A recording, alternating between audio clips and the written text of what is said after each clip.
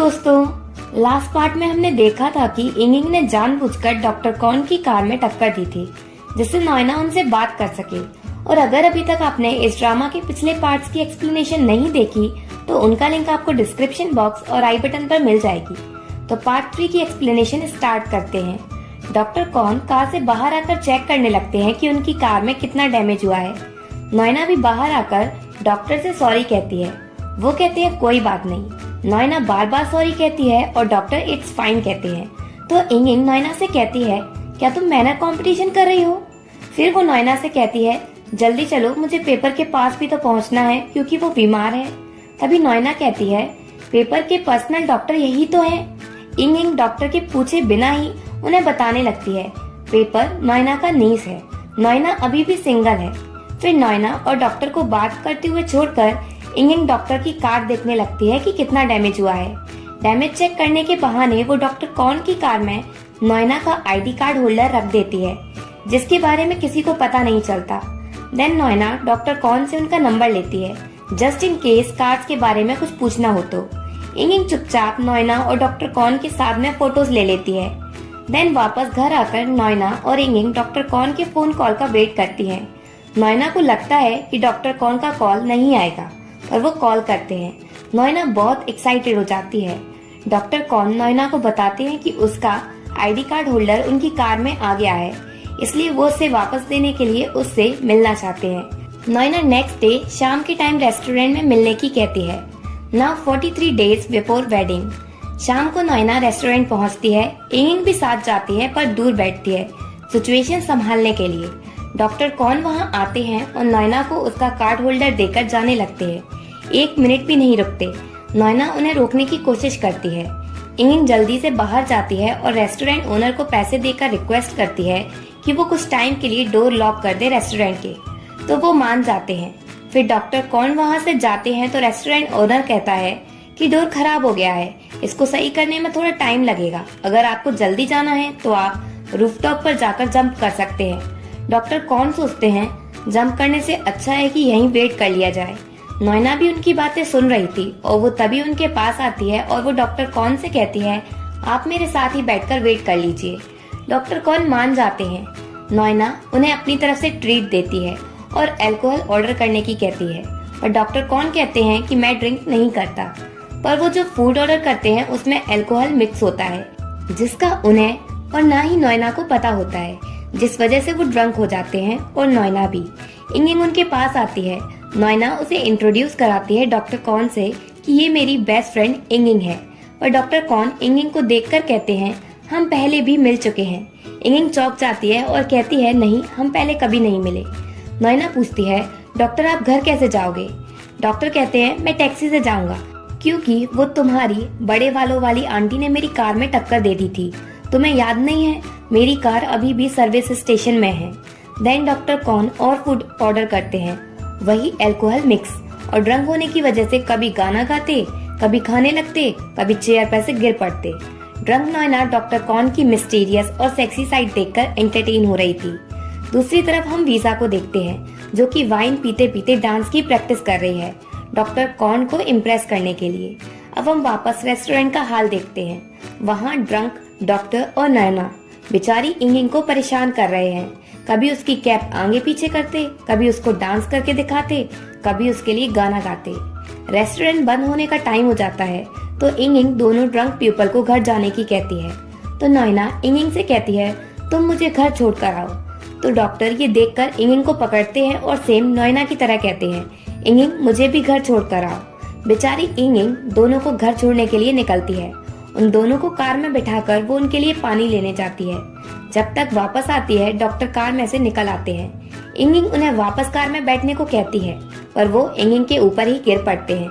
इंगिंग उन्हें उठाकर पानी देती है पर डॉक्टर पीने की जगह उस पानी को अपने ऊपर डाल लेते हैं और फिर अपनी शर्ट उतारकर इंगिंग के ऊपर फेंक देते हैं। इंगिंग बहुत इरिटेट हो जाती है पर उन्हें छोड़कर भी नहीं जा सकती। इसके बाद डॉक्टर वहीं शावर लेने की कहने लगते हैं। इंगिंग कहती है क्या तुम पागल हो गए हो? तुम यहाँ शावर नहीं ले सकते, और बड़ी मुश्किल से डॉक्टर को कार में बैठा देती है। फिर वो डॉक्टर से उनके घर का एड्रेस पूछती है। वो उसे बता देते हैं। इसके बाद वो डॉक्टर को लेकर पहुंचती है और उनसे पूछती है कि एलिवेटर कहाँ है। इंगिंग से डॉक्टर संभलते नहीं हैं और वो वहीं हॉल में गिर पड़ते हैं। इंगिंग फिर से उन्हें उठाकर कहती है प्लीज मेरे साथ कोऑपरेट करो और उनसे पूछती है कि आपका रूम किस फ्लोर पर है। डॉक्टर फ्लोर की सुनकर डांस करने लगते हैं। इंगिंग भी डांस देखकर खुश हो जाती है और खुद भी करने लगती है। फिर सोचती है अरे मैं ये क्या कर रही हूँ, और फिर डॉक्टर से अगेन फ्लोर पूछती है। इस बार वो बता देते हैं। इंगिंग उन्हें लेकर जाती है, उन्हें रूम तक पहुंचाती है और फिर की कार्ड लेकर डोर खोलती है। डोर पर ही उसे वीजा मिल जाती है, पर वो लकी है क्योंकि वीजा भी ड्रंक होती है।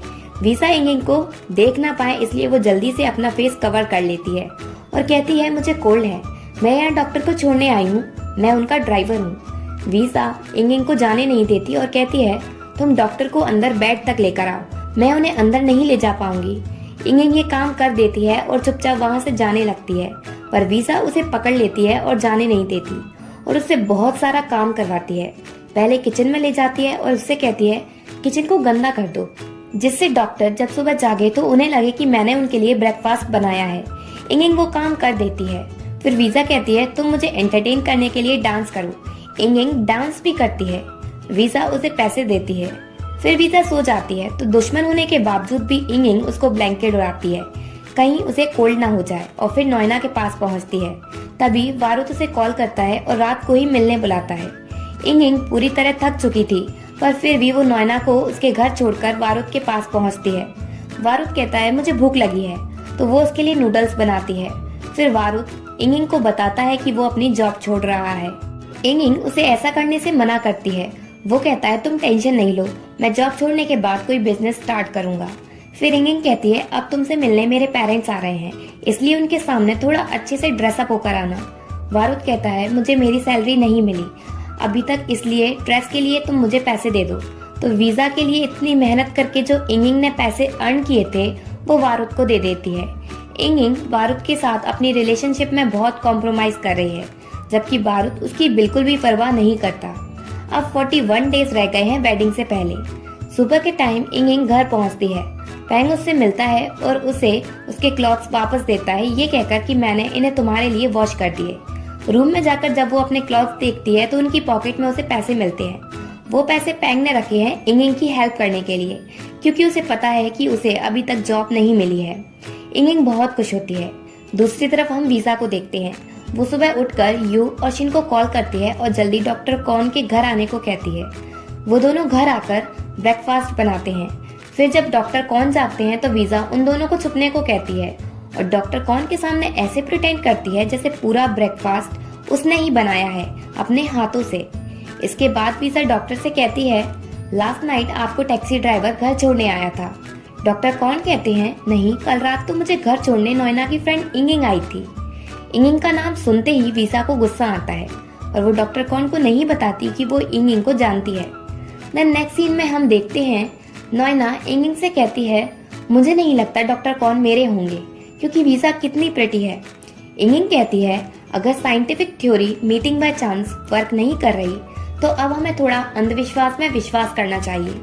नोएना कहती है तुम सही कह रही हो, और वो दोनों टेम्पल जाती हैं, जहाँ नोएना गॉड से प्रे करती है कि वो उसे हस्बैंड ऐसा दे जो डॉक्टर हो, यानी डॉक्टर कॉन ही हो। तभी इंगिंग को कुछ आइडिया आता है। इसके बाद हम डॉक्टर कॉन को हॉस्पिटल में देखते हैं, जहाँ उनका फ्रेंड डॉक्टर फैथ उन्हें परेशान करने आ जाता है।